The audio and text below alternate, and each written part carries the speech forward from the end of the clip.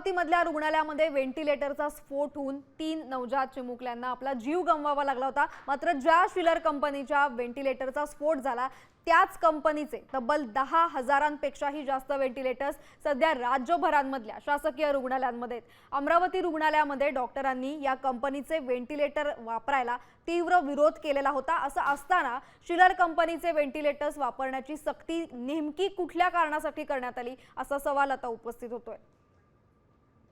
जी company आहे शिलर company, याचा जो पुरवठा आपल्याला झाला होता, पुरवठादाराला पण नागपूरहून आम्ही बोलवलेलं आहे।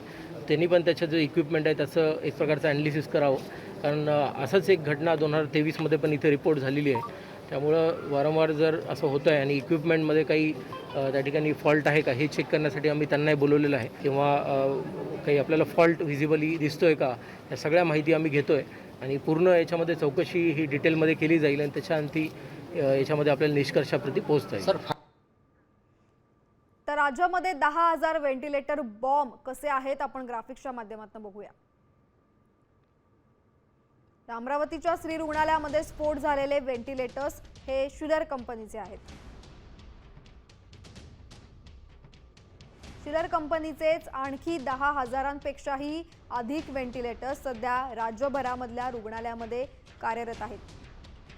संपूर्ण राज्यामधल्या शासकीय आरोग्य यंत्रणेची सुरक्षाच यामुळे एक प्रकारे धोक्यात आलेली आहे।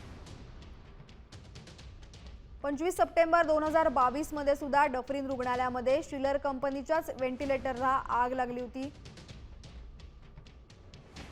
2022च्या घटनेनंतर डॉक्टरांनी लेखी विरोध केला होता, तरी सुद्धा वरिष्ठ स्तरावरनं याच कंपनीचे व्हेंटिलेटर्स खरेदी करण्याची सक्ती करण्यात आली आहे।